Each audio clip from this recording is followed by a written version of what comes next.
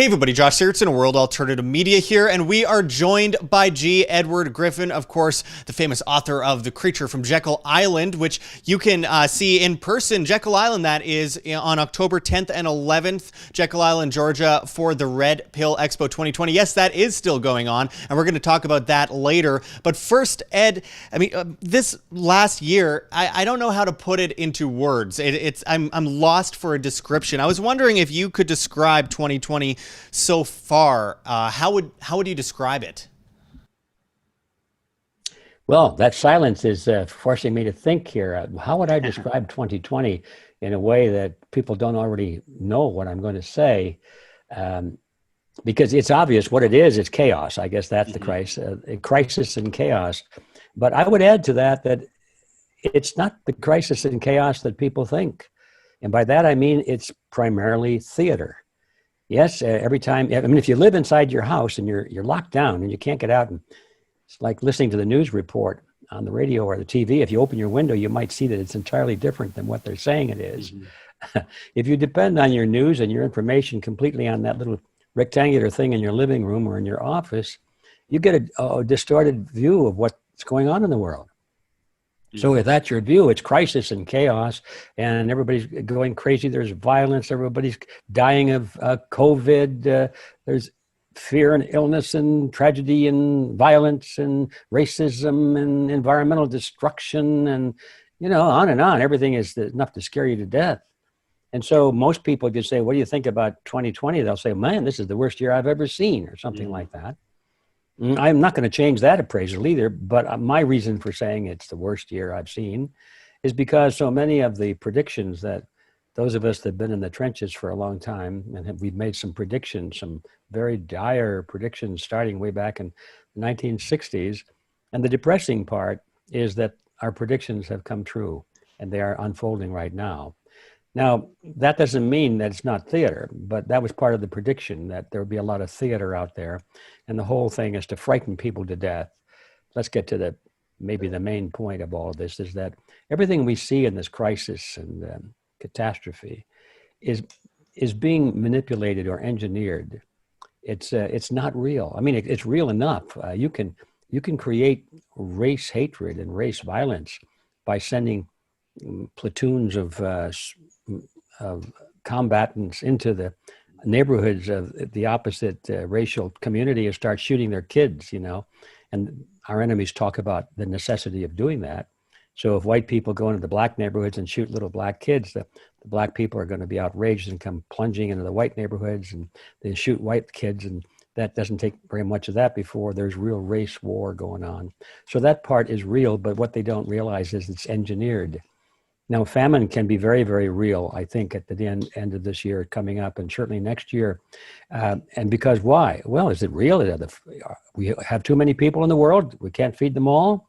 Well, not really. It's not that at all. It's because the channels of transportation are broken. It's because the farmers are required to bury their crops and kill their livestock because they can't get them to market. Because rules and regulations have made it impossible for people to grow food in their own backyard. It's because warehouses all around the country, the huge stockpiles are burning down all of a sudden, all at the same time, very mysterious fires. It's because a lot of these things, and you realize, oh my gosh, this is a pattern. And why would anybody create all this chaos? That's the point. Why would they do that if in fact my theory is correct? Well, they would do it if they wanted people totally in fear and turning to them to be taken care of, to be protected. If they were a megalomaniac and they wanted to rule the world, let's put it bluntly, or if there was a group of them that wanted to rule the world for the world's own good, you understand, then how do you convince people to give up their liberties? Pretty easy. Just put them into a state of fear, a state of panic, a state of hunger, fear of disease, fear of violence, fear of terrorism, fear of somebody coming to this house and burning your house down. Fear. So finally, when the authorities say, okay, I guess that they're ready for our proposal now, they say, you folks need martial law, and they'll say, yes, we've been waiting for it. We've been calling for martial law. Please send it. And then they say, okay, we got them now. That's what we wanted. They are asking for it. So in a nutshell, that's how I see 2020 is coming to the fruition of this long range plan, which I've just touched on. It's no surprise to the old timers like me because we've been watching it unfold. We've been reading their textbooks. We know some of the people that have broken out of that camp, and they've talked very frankly about these plans. So it's no surprise, but it's very, very discouraging to see it unfolding. And the most discouraging part is that most of the people who are victims of this have no idea that it's engineered. They think it's real. Yeah, absolutely. It's always under the guise of the greater good of the greater number. That's how they deliver all this stuff to us. And they manipulate our fears that are unfounded, obviously, but manipulate our fears in order to gather more control over the masses, to divide the masses against each other so they fight themselves instead of the real enemies. And you've been talking about this for a long time. And more specifically, you were talking even as soon as January of this year. I remember getting your emails from your newsletter where you were talking about how this was based on a hoax. And you called it right from the beginning, while a lot of people, including myself, I knew that they were going to use it for some false flag of some kind. But even myself, initially, when I first looked at it, I said, these numbers look a little bit concerning. Obviously, they did what they did with HIV back in the 80s. But with that said, Ed, I have to ask, I mean, let's start off let's make this clear to viewers that aren't yet aware, that are thinking everything being said is preposterous. Keep in mind that Dr. Fauci is ahead of the Institute of Allergies and Infectious Diseases, which got millions of dollars in a grant from the U.S. government over 5 or 4 years to study coronavirus in bats in Wuhan, China, at the Wuhan Institute of Virology, 96% similar to the novel coronavirus. And the whole purpose of the study was to spread it to humans. Now, we have that, and then you have the initial fears that are being spread in the media back in January and February, and then we find out later that it's all based on a lie. Asymptomatic cases don't spread easily. It's almost impossible, actually, 1 in 10,000, something like that. And then at the same time, it doesn't spread on surfaces, so that gets rid of the whole notion of destroying your immune system with antibacterial wash, which isn't antiviral. And then you find out all these different studies on masks over the years that show they don't work. And I mean, the studies are piling up, the science piles up, but we don't listen to the science. We listen to a Swedish little girl named Greta Thunberg, or we listen to a computer geek from the 70s named Bill Gates, who has a huge agenda. So I have to ask, because we are talking right now on September 11th of 2020, the 19th anniversary of one of the greatest false flags in recent history, is this kind of going to surpass 9/11 as the greatest false flag in history, and why? Well, you picked my brain on that one, because I've been thinking about that all day. I used to say 9/11 was the greatest deception of history, but now I have to say it's the second greatest. Mm-hmm. The coronavirus pandemic is no doubt the greatest. The greatest because it involves not just one country, it involves all countries, not just one group of people, but everybody on the planet, as we can see. And while the 9/11 theater was to create fear, as I said earlier, as part of that pattern, so that we would willingly give up our liberties, and such things as Patriot Acts and things like that were presented to us as being good, so we can be protected against this thing. So we say, yeah, we want that, some more of it, please. So not only because of that, but this is across the board. I mean, if they took those rules away, if the Patriot Act was scissored up tomorrow, and we could be restored to normal activity again, probably in a very short period of time, maybe a few days for all I know. I mean, it's just could be almost instant. But the damage being done to the world economy, and certainly to the economies of the Western world and the advanced nations, may never be undone. Well, that's never is a big word, but it might take decades, or even a century or more, to undo the damage that is being done right as we speak.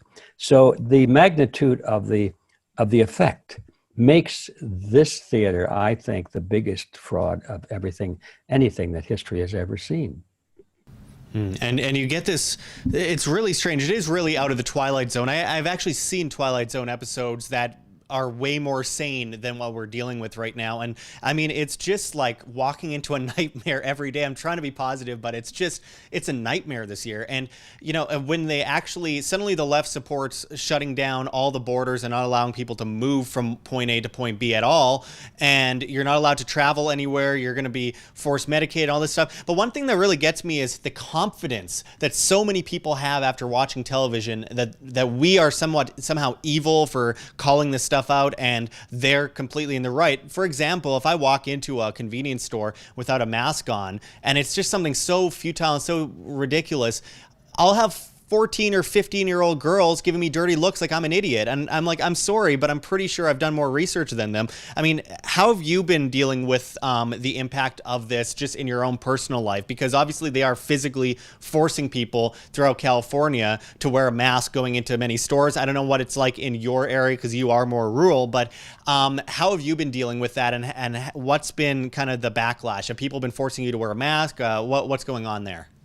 It's a varied story depending on where you go. I think that's true of everywhere. California, of course, is a hotbed of idiocy, and so you don't expect much different than that here. There are areas, more rural areas, where people seem to watch television less, or I don't know what the thing is, but anyway, there are places like San Luis Obispo County, or the northern San Luis Obispo County, where people are pretty much normal. I mean, they laugh at all this nonsense.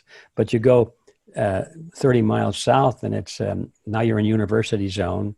You know, there's a big college there, and everybody's under that influence. And oh yeah, we got to wear the mask and 6 feet apart. So they know nothing except what they've been told, and it comes from authority. And so that's the one thing that our school systems are really good at, and that's teaching children to be respectful and obedient to authority. You know, it's a big thing. It's not so much what you learn that's important. It's learning how to be a team player, you know, how to be a good citizen and, you know, be part of the group, the collective. Mm-hmm. And so they're good at that. And they come out of there. And my golly, if we see television coming out of the press room in the White House with the president standing looking bewildered next to some guy that's yabbity. They don't know what he's saying, except that you got to wear a mask. And otherwise, millions and millions of innocent people are going to die. That's the message they get. And that's all they need to know, is that it came from authority, so it must be true. Mm-hmm. So having said that, and everybody, I think, gets a whiff of that now and then, my decision on that, and I'm not recommending this to anybody, it just happens to be my decision, that I believe it's important to pick my battlegrounds. And I could, let me back up a little bit. This is the same line of thinking I had to go through when I had to decide what's my public stance on not paying income tax, because I know I believe it's unconstitutional. Mm-hmm. I think it's illegal also. I also think it's stupid. And I think it's counterproductive. I think it's immoral. All these things. So yet I pay my income tax. Why don't I just go along with the tax protesters and say, I'm not going to pay it because it's all for all the reasons I mentioned. And the reason I decided to go along with the tax fraud is because I knew from what I could see from those who did take that route, that once I took that step, that's all I would be able to do for the rest of my life, is to defend myself and promote the ideas. And I'd be in court probably most of the time. And so not that I'd be afraid of that. It's just that's the choice I would make. It's not what I take a stand. The choice is, what am I going to do for the rest of my life in fighting this tyranny? Am I going to fight it in the courtroom, or do I want to fight it in the court of public opinion? Do I want to be free to be able to produce programs and talk to people and organize and develop committees and to build a movement to put an end to the income tax? Or will I just fight it on a one-man basis, you say? So I thought about it. I said, well, there's a similar challenge here. How am I going to spend my time? Do I want to turn all those little girls that you talked about into my enemies, that they see, oh, there's the guy, I hate him, he's stupid, just because of that? Or do I just play along and say, yeah, dear, how's it going today?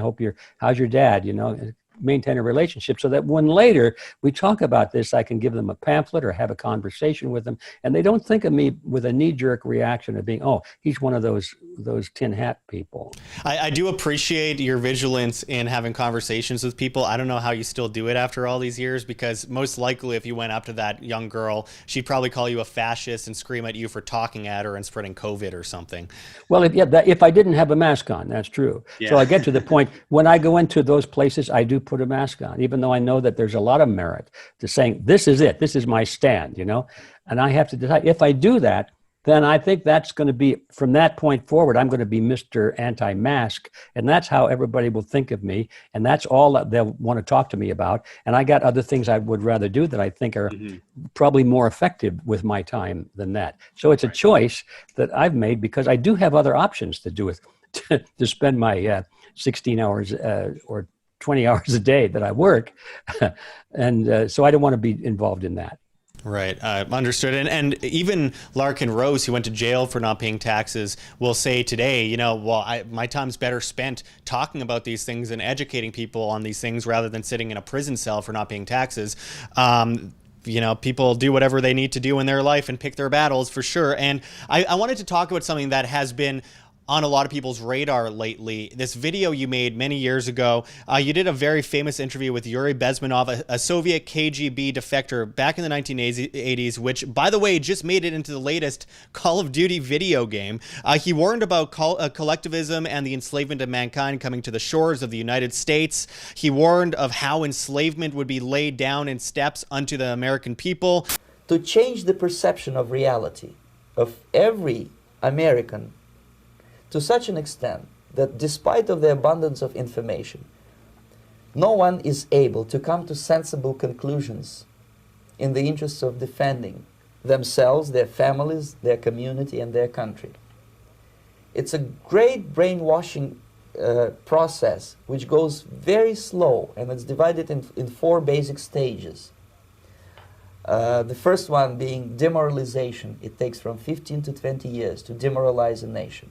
Exposed to the ideology of the enemy. In other words, Marxism-Leninism ideology is being pumped into the soft heads of at least 3 generations of American students without being challenged or counterbalanced by the basic values of Americanism, American patriotism. The demoralization process in the United States is basically completed already. For the last 25 years. Actually, it's overfulfilled, because demoralization now reaches such areas where previously not even Comrade Andropov and all his experts would even dream of such a tremendous success. Most of it is done by Americans to Americans, thanks to lack of moral standards. As I mentioned before, exposure to true information does not matter anymore. A person who was demoralized is unable to assess true information. The facts tell nothing to him. Even if I shower him with information, with authentic proof, with documents, with pictures, even if I take him by force to the Soviet Union and show him concentration camp, he will refuse to believe it until he is going to receive a kick in his fat bottom. When a military boot crashes his balls, then he will understand, but not before that. That's the tragic of the situation of demoralization. The next stage is destabilization. This time, and it takes only from 2 to 5 years to destabilize a nation, what matters is essentials: economy, foreign relations, defense systems. And you can see it quite clearly that in some areas, in such sensitive areas as defense and economy, the influence of Marxist-Leninist ideas in the United States is absolutely fantastic. I could never believe it 14 years ago when I landed in this part of the world that the process will go that fast. The next stage, of course, is crisis. It may take only up to 6 weeks to bring a country to the verge of crisis. You can see it in Central America now. And after crisis, with a violent change of power, structure, and economy, you have so-called the period of normalization. It may last indefinitely. Normalization is a cynical expression borrowed from Soviet propaganda, When the Soviet tanks moved into Czechoslovakia in '68, Comrade Brezhnev said, now the situation in brotherly Czechoslovakia is normalized. This is what will happen in the United States if you allow all these schmucks to bring the country to crisis, to promise people all kind of goodies and the paradise on earth, to destabilize your economy, to eliminate the principle of free market competition, and to put a big brother government in Washington, D.C., with benevolent dictators like Walter Mondale, who will promise lots of things, never mind whether the promises are fulfillable or not. Your leftists in United States, all these professors and all these beautiful civil rights defenders, they are instrumental in the process of the subversion only to destabilize the nation. When their job is completed, they are not needed anymore. They know too much. Some of them, when they get disillusioned, when they see that Marxist-Leninists come to power, obviously they get offended. They think that they will come to power. That will never happen, of course. They will be lined up against the wall and shot. The time bomb is ticking. With every second, the disaster is coming closer and closer. Unlike myself, you will have nowhere to defect to. It has all come alarmingly true. What would Yuri Bezmenov think of this global crackdown on the most basic freedoms today, in your opinion? Well, I have a pretty good idea of what he would say, because he had a caustic way of dealing with people who don't listen. By that, I mean he had a very choice vocabulary for them. Things we can't say on YouTube. Things we can't say in polite public. But he would say something like, yes, you Americans are nothing but useful idiots. You've thrown away the most precious thing you've had so that you can go play your music and play your games and drink your soda pops, stuff like that. And he would be, unfortunately, brutally correct. And I have to ask, because that interview has been gaining so much viewership lately. It has in the past too. It kind of goes in trends of a bunch of people suddenly watch this video. A lot of people connect with that video after all these years. What do you think of people's identifying with what Yuri said all those years ago, and why it stayed so true? I thought about that. I don't really have a good opinion. I can think of some possibilities, but I haven't. The little ball going around the roulette wheel hasn't dropped into the slot yet, in my opinion.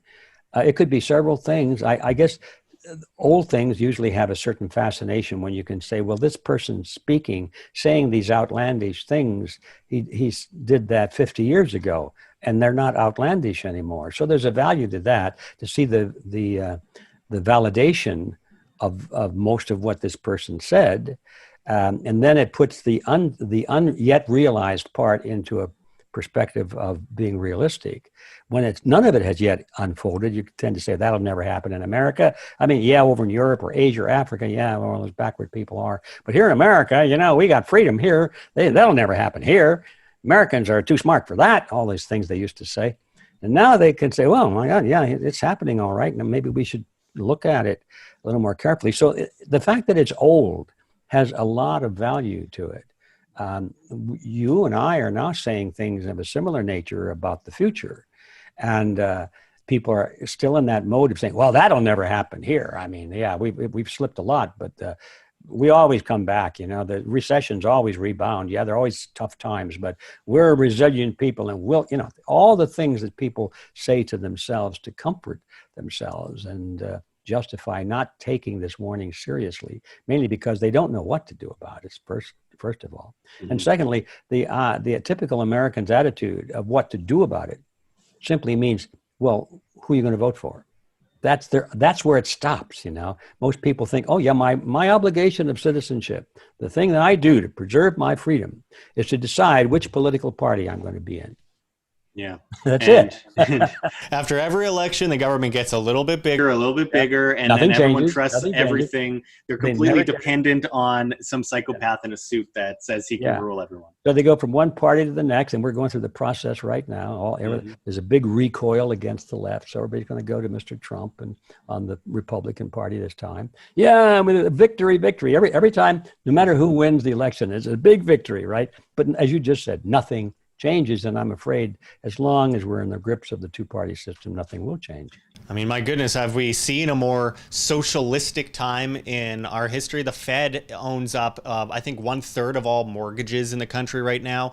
If everyone goes home, that's about 28 million people homeless. That's 9 out of 100 Americans homeless. Now, of course, the U.S. government won't allow that to happen, so the banks will seize houses. Then the government will take over those houses, and then they'll do a relief program where they give everyone free houses. And then, whoopee, the government saved us from the problem it created in the first place. And it goes in circle forever, and it's very, very much exhausting. And I wanted to ask if this is what 2020 looks like, what do you think 2021 is going to look like, in your opinion? I mean, it doesn't seem like they're going to just relent all their power suddenly.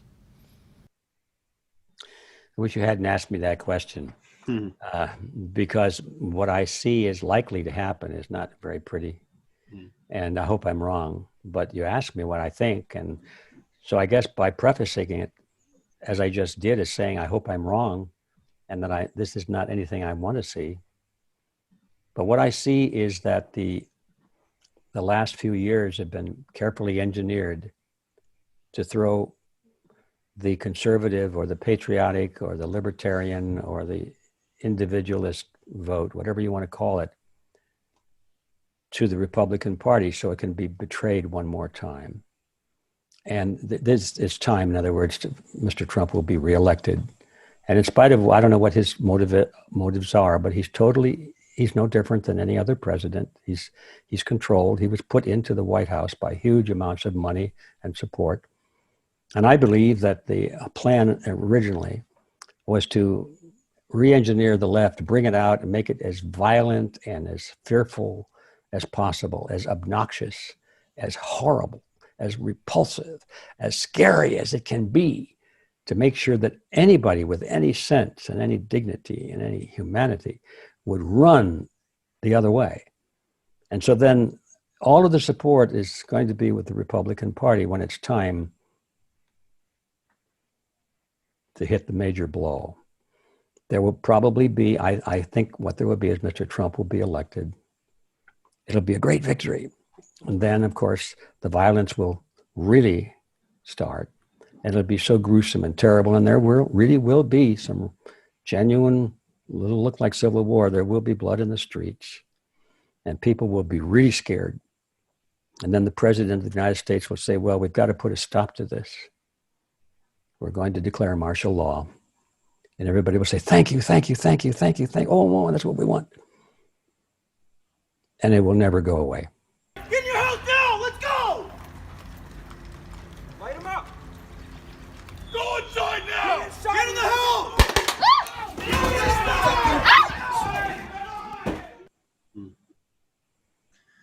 And do you think there's any saving grace there at all? Like, do you believe that people might stand up to this insanity at some point? Yes, I do. In fact, I'm working very hard for that. What I just said is what I'm afraid is going to happen. It doesn't have to happen that way.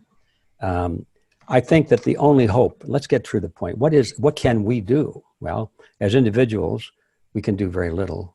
But as groups of people, and in very large groups of people, we can accomplish a lot. We may not be able to change the events because the power levers are in the hands of people of authority, as we were saying. I mean, they're in politics. They're at the head of at the other end of the lever. They've got hold of the switch. So things are going to happen whether we like it or not. But if we can mobilize tens of millions, if we can mobilize 1 billion people and let the world and the people themselves see how many there are among themselves. I mean, most people think they're alone. They see the world through that television set, and it's always violence. The violent people, the burning, the breaking, the chanting, and it looks like that's the world. No, it's not the world. A little tiny piece, and it's theater. When the sun goes down and the camera crews are gone, these people get back in their buses or their vans and they go back to their hotel rooms and have a good night's sleep. So in the morning, and they get on the bus and go home where they came from. You know, they're mercenaries. They're not the people of the United States. This is not a grassroots movement. This is organized by Mr. Soros and other people in the deep state. Huge amounts of money going in to fund all of that. This is not real. That's all they see. So they think that the world is gone. It's all that way, and it's not. So if we could mobilize enough people like they did in Berlin and in London last week or 2 weeks ago now, where you can see how many people there were. I mean, they go from horizon to horizon. That has got to have several beneficial results. First of all, it will give people the knowledge that they are not alone.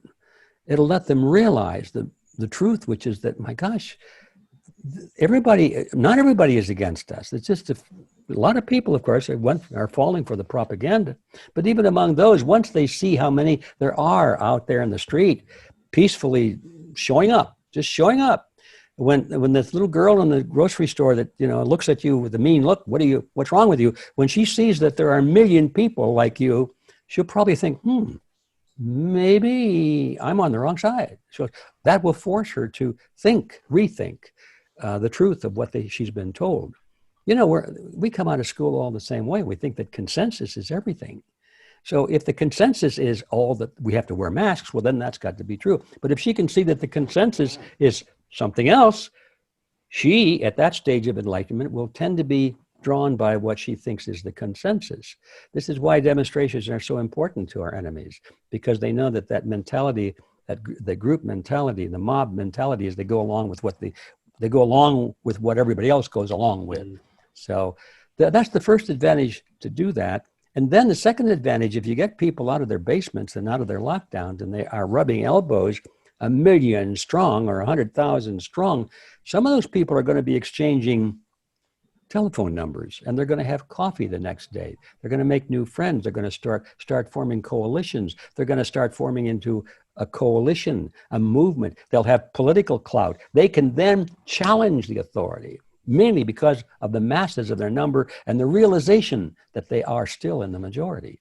Yeah. So that could change the scenario a lot, and that's what I'm counting on. We start, first of all, with reaching out to large numbers of people.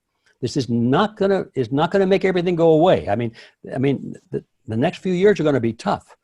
I mean, in a way, I think not only our country but the world is very much like a drug addict. Mm-hmm. We know we've got to get off the drug, but getting off of the drug, you know, is hard. There's going to be pain. There's going to be suffering, and if we try and do it in a certain way, it might even kill us. Mm-hmm. I mean, it's going to be a lot of pain. The price has to be paid for what we've done in the past. But having said that, it can be done. And that's the beauty of it. There's a path. If we get off of our couches and get out there and meet with people in person, not on the computer, not emails, not cyberspace, but in person, eyeball to eyeball, handshake to handshake, we can do it. Yeah.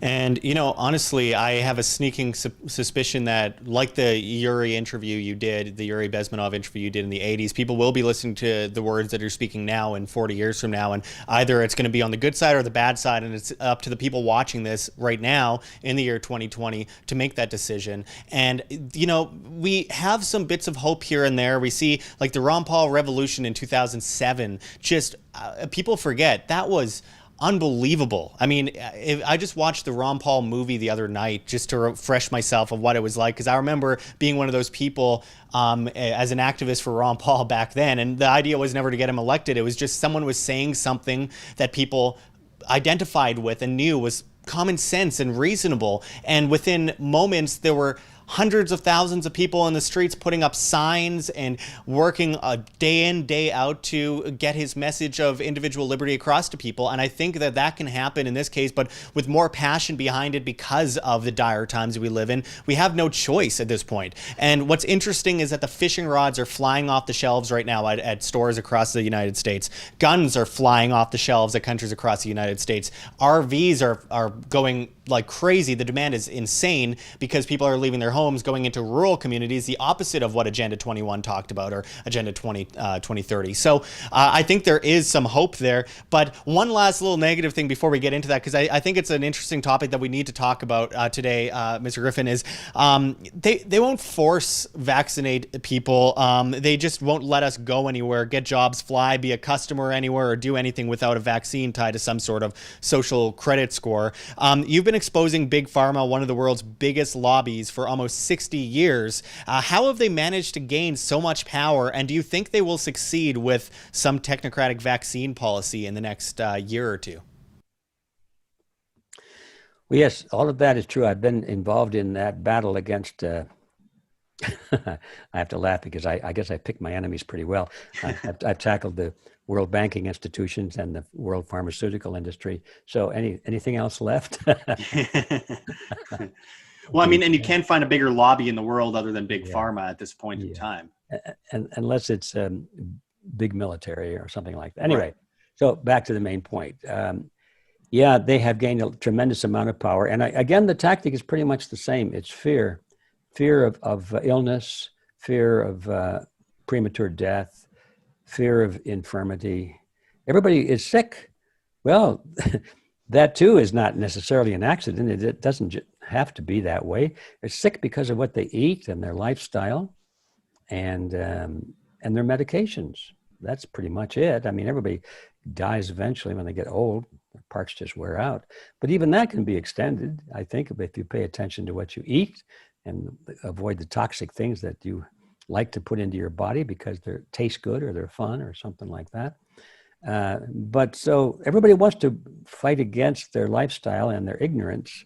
So they love the idea that you can go to the doctor and it's all paid for Medicare. So it doesn't make it. You go to the doctor and the doctor says, yep, you got condition X, Y, Z, and maybe L, And well, here I'm going to give you this pill for this and two pills a day for this one. And this one, to be careful, maybe once or twice a week or as needed. And here's another. Don't forget the blue one every morning as you get up. And don't forget, here's some salve to rub on your skin so it soaks into your skin. It's toxic as hell, but you got to work it into your system. The doctor loads you up with all this stuff that's basically toxic in the name of healing you or making you better in some way. But we find out that most of that stuff is not designed to heal, but to sustain the condition and keep you healthy enough so that you can live and work and earn enough money to buy the medication so you can continue to work and live and buy the medications and, that sort of thing. And that's the business model of the modern pharmaceutical industry. It's not to cure anything, but to sustain it and keep you alive so you can buy their products forevermore. So that's how they did it. It's a business model is what it is. It's a terribly unethical one. It kills me when they talk about their product as the ethical drugs. Yeah, well, it's Orwellian doublespeak, isn't it? And it perfectly ties in with what you mentioned before. You tackle the financial system as well. I mean, if they tie it in with social credit scores, it all comes full circle. It's cashless society where you can't spend money unless you've been vaccinated. Yeah, well, that was your point. Yeah, that is probably going to be the ultimate control. And I guess it was possible for some very clear-headed and clairvoyant people decades ago to see the arrival and growth of technology, or technocracy as they now call it. But even George Orwell didn't see that side of it very clearly. He saw it as a boot forever smashing into a human face, which certainly is the essence of it. But now we see the needle forever crashing into a person's arm to befuddle their brains and shorten their lifespan and make them ill, so they have to take other medications just to stay alive. Sometimes, I think if I had to choose, I'd probably take the boot. But it adds up to the same thing, which is the control over every human being on this planet. Well, I hope to God that there is an escape from this in the future. I really do. And I think that I have some faith in humanity to stand up, but I think 50% of humanity is just going to go along with it just to save face. It's about comfort. It's not even about conformity. It's about comfort at the end of the day. They want to be comfortable in their slumber because standing up takes energy. Standing up means conflict. Standing up means, you know, they're the enemy, and they just, I think most people just want to be comfortable. And unfortunately, I see a lot of people falling for this very fast. I already see it at every radio station, whether right or left wing. I just hear, as the world waits for the vaccine for a virus. What? I mean, it's absurd. But with that said, we all know that. I think everyone watching this knows that.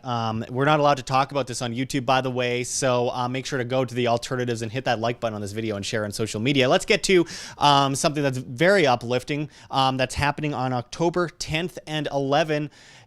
On Jekyll Island in Georgia, of all places where the Federal Reserve was essentially founded. Mr. Griffin, please tell us about why you went through with this thing in the year 2020. It seems like the one thing that most people have just canceled all their events. It just seems insane that you went along with it, and really commendable at the same time. Can you talk about the Red Pill Expo 2020?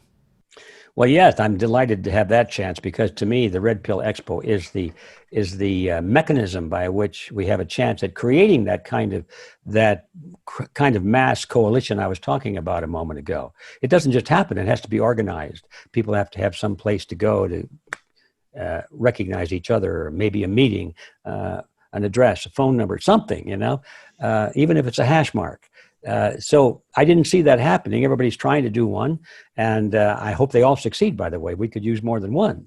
But so anyway, I thought that the Red Pill University and the Red Pill Expo, which we already had in place, would really be ideal for that. And so I've been putting all my effort in developing the Red Pill Expo, which is like a public version of the university. University runs all year long. It's basically an internet group, but we're building also local campuses. We're trying to build it right now, campuses of the university in every county in the United States, and outside of the United States, other political subdivisions of comparable size. Because you do need people working together, as I said before, people getting together in small groups, starting with 6. That's the ideal number. 4 to 6 is an ideal power number to get something really moving in your local community, your within a couple of miles driving distance. So, but then we needed a national funnel for that too. So that's the Red Pill Expo. We've had several of them, but this is the next one. And we had it scheduled for June on Jekyll Island. Well, most of your people know about Jekyll Island. That's the reason I put it in the title of my book, The Creature from Jekyll Island, is because that's where the Federal Reserve System was concocted by these very powerful bankers back in 1910. They had that secret meeting there. And so Jekyll Island is kind of historic. It's also a beautiful resort island. Back in those days, it was owned by these bankers and their business associates from Wall Street mostly, and some industrialists. It was a millionaires or a billionaires club. They owned the island. It was privately owned. Had this beautiful clubhouse there where we will be visiting as we go back there in a few weeks. And so we're returning to the scene of the crime, you might say, except it wasn't our crime, it was their crime. And we're doing our best to undo that crime. And anyway, so that's the historical background to Jekyll Island. It turns out to be very serendipitous, because I've been talking with the facility which intends to hold our event, and some of the local businesses there. And they love us. They can hardly wait to see our group come there. And most of the people on the island, I was surprised to find out, have read my book, The Creature from Jekyll Island. I can see why they might be interested, and they liked it. And they can hardly wait to see us come there and talk some more about it. Well, imagine if you lived on the island, if you typed in the name of the island you live in, the first thing that's going to come up is your book. So I can only imagine it's almost impossible to avoid. Yeah, right. So anyway, well, we find out that the governor of Georgia is more sane than most of the other governors. Mm-hmm. He said openly that he's not going to try and enforce any of these mandates, these distancing or masking mandates. And yes, the businesses that have anything to do with federal regulations, they feel compelled, if they want to stay in business, that they have to put those signs up. You may not enter without a mask. But I have found out from the people working and living there that nobody pays any attention. A few people might, but most people pay no attention to it. It's just a joke. And the police there have never tried to enforce it. They don't have any interest in that nonsense. So it's just serendipitous that that's where we're going.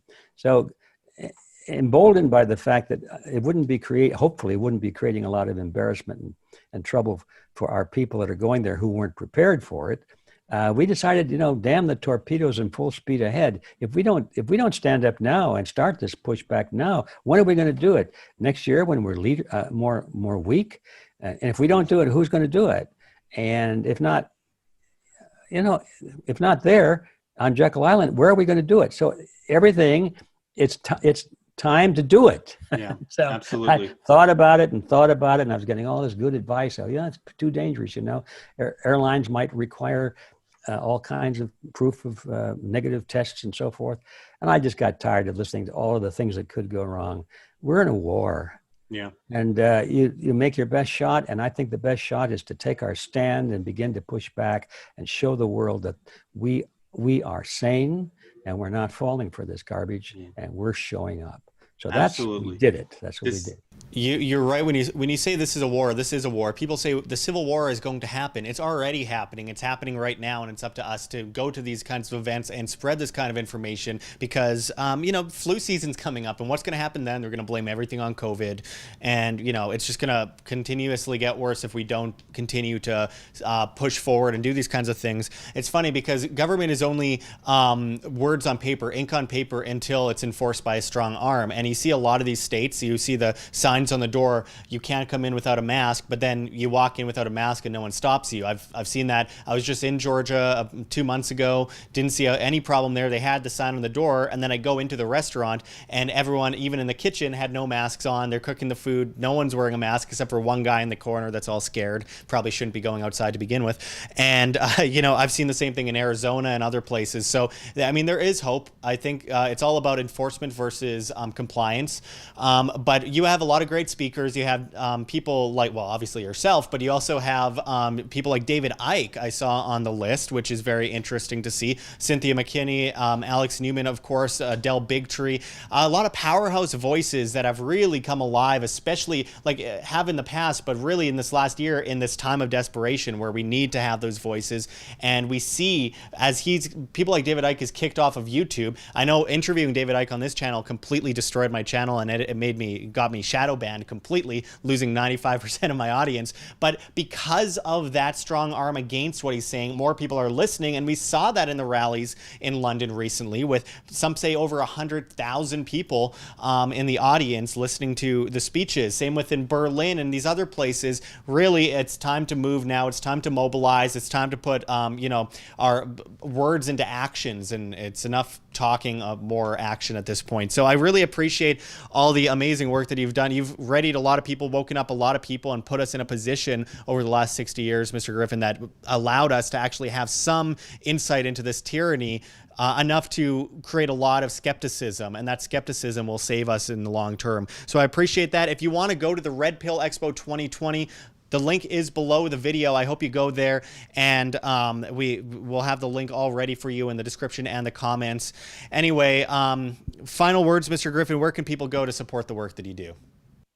Well, I think the best place to start is to go, as you just said, to the Red Pill Expo and check that out. Now, we know that most people can't make the trip, depending on where they live. I mean, it's a long trip, and it costs some money, and a lot of people are having economic troubles right now. Mm-hmm.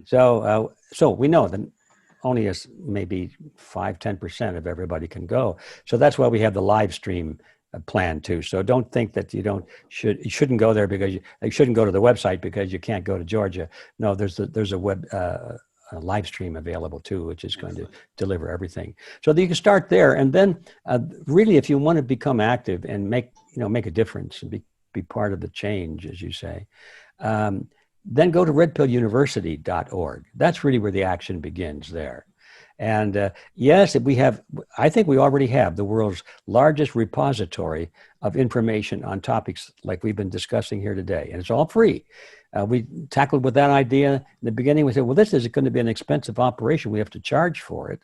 And then the idea, well, yeah, but if we charge for it, people say you're just in it for the money. Besides, we have to have money to make it run. Of course. Back and forth, back and forth. And finally, I decided, okay, here, another one of these things. Damn the torpedoes. Let's make a decision and go for it. Everything is free. And so we hope, I don't care whether you can afford it or what you think of it, like it, dislike it, come and look at it.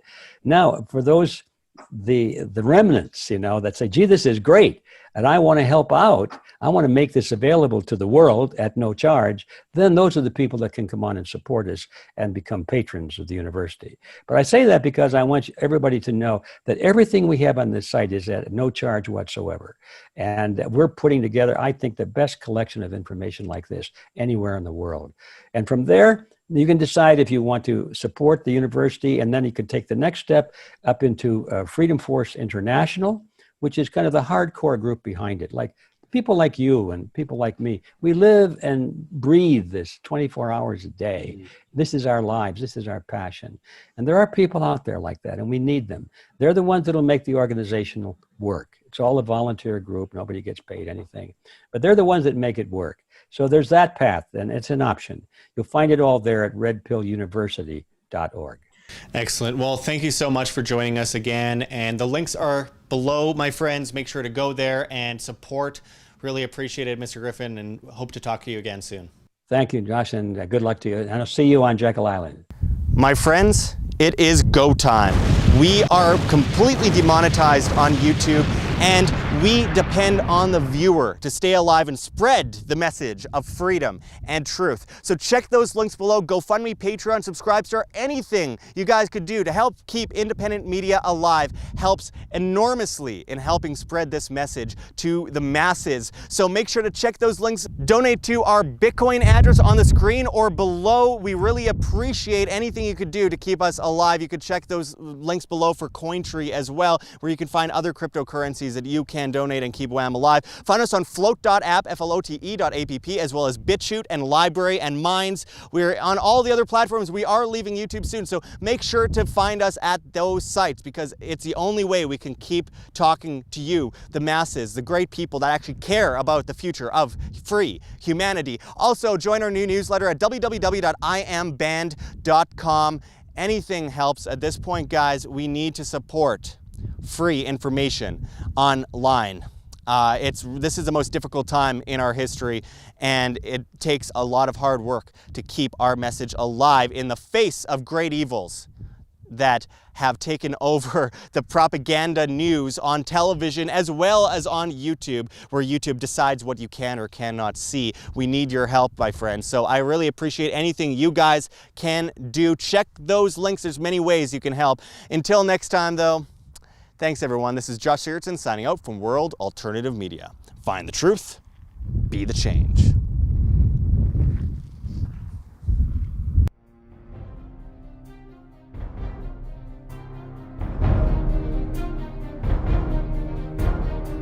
I'm sure you have already changed people's minds in your young age because you're involved, and I like that.